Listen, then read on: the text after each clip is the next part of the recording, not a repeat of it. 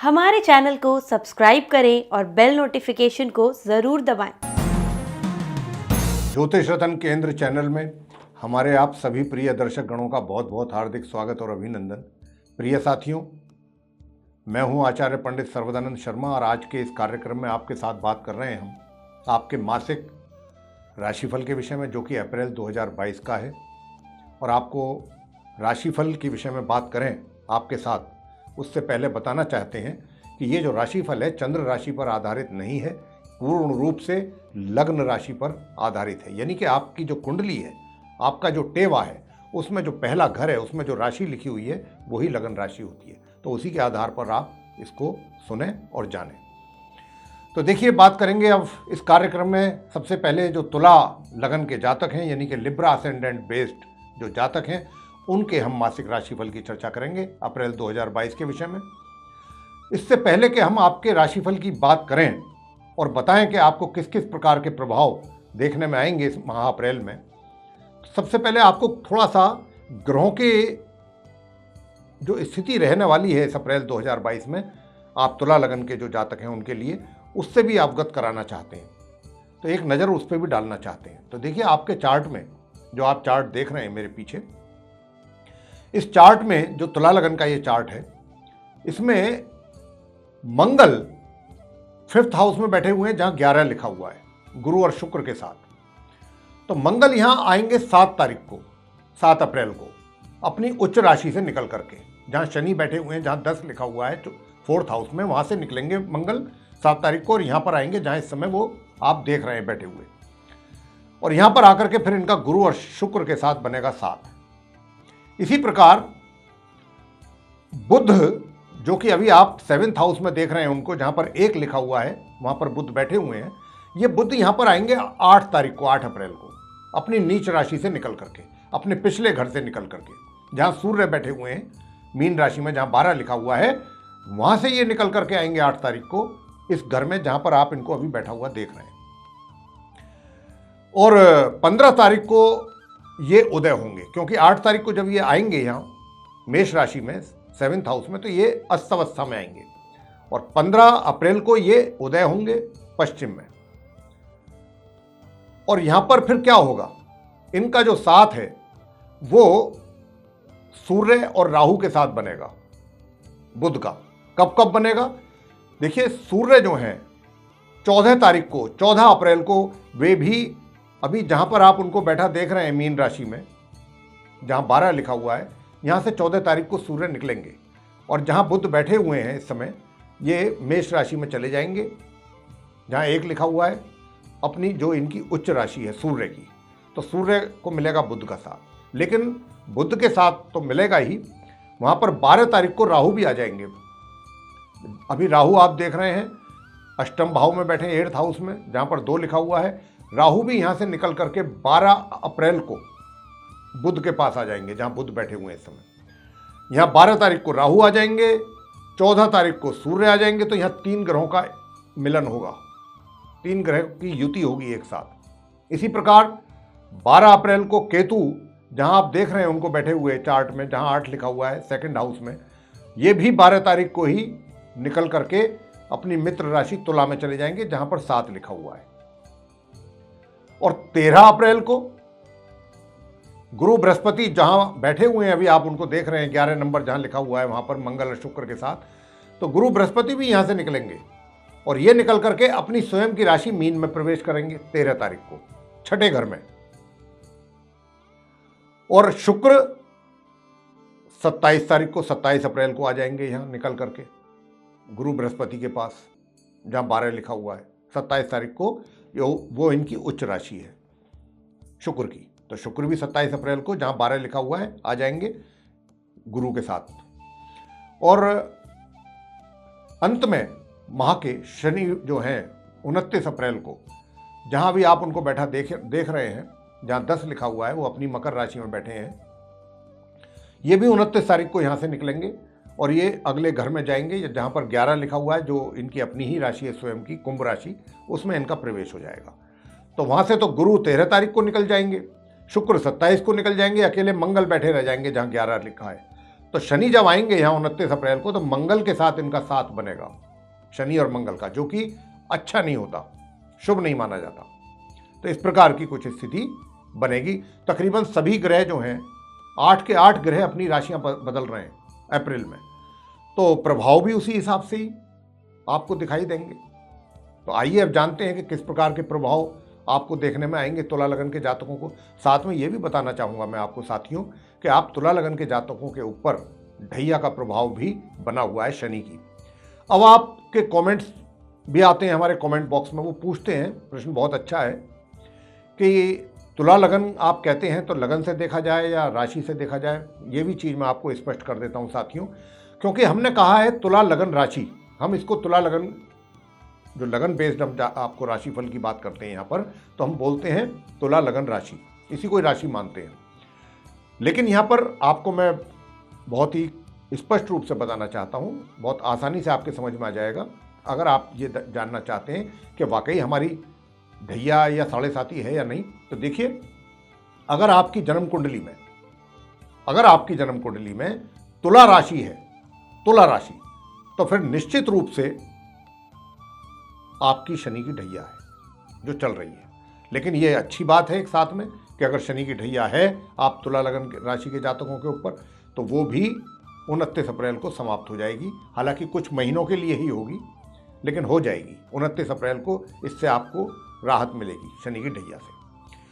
अब आगे की बात करते हैं कि आपके ऊपर भिन्न भिन्न क्षेत्रों में किस प्रकार के प्रभाव देखने में आएंगे अप्रैल के महीने में। सबसे पहले आपके प्रोफेशन, करियर, व्यवसाय, उसकी बात करते हैं। देखिए, क्योंकि शनि यहाँ बैठे हुए हैं जहाँ 10 लिखा हुआ है चार्ट में, ये 29 अप्रैल तक बैठेंगे जैसा मैंने कहा अभी आपको, और ऊपर से शनि की ढैया का प्रभाव भी तभी तक बना रहेगा 29 अप्रैल तक आपके ऊपर।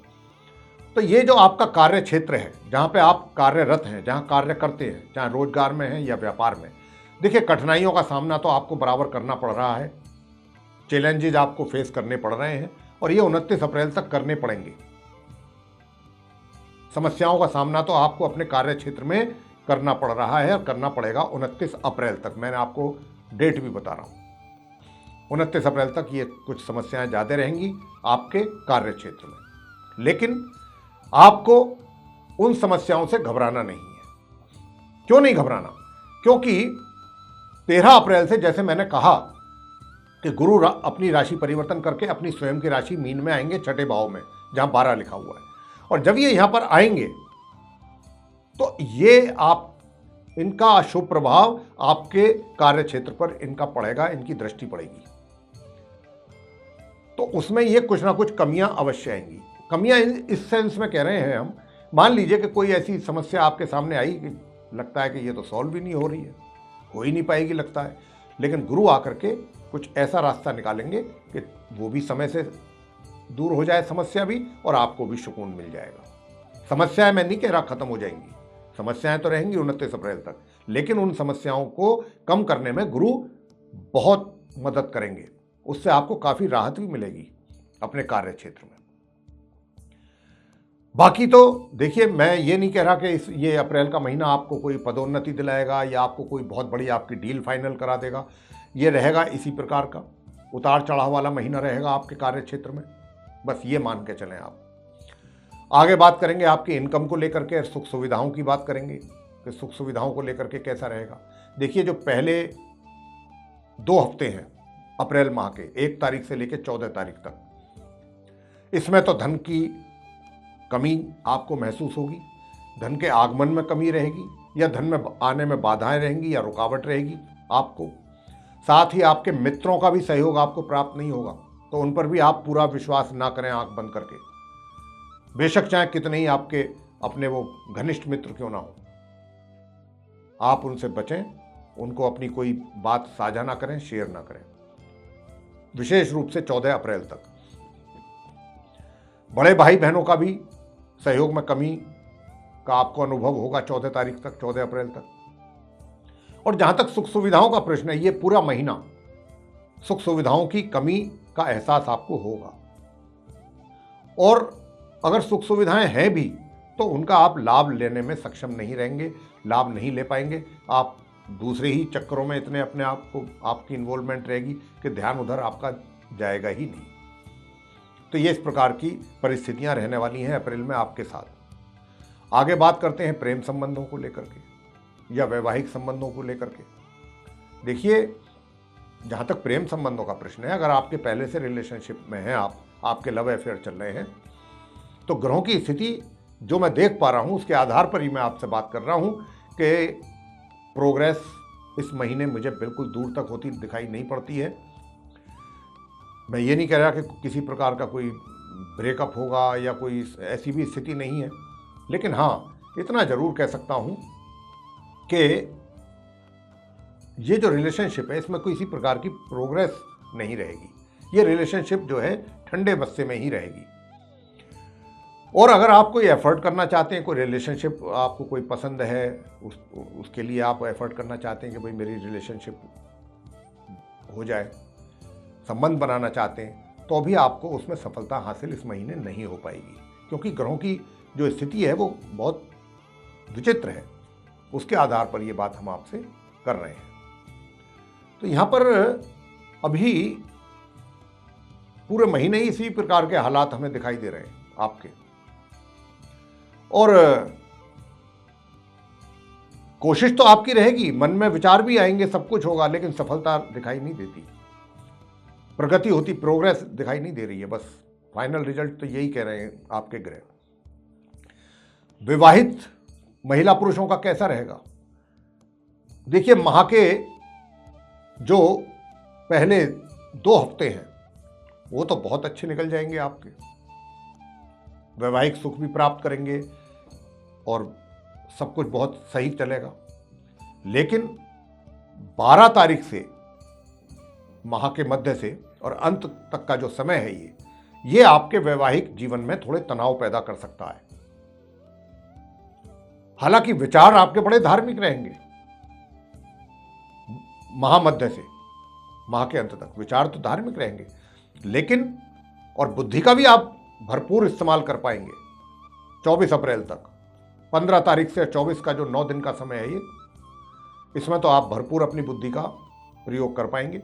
और हम तो यही कहेंगे कि आप अपने जीवन साथी के साथ भी किसी प्रकार का तनाव ना हो, क्योंकि हम आपको ये बात एडवांस में बता रहे हैं कि इस प्रकार की परिस्थितियां बनेंगी माह मध्य से माह के अंत तक।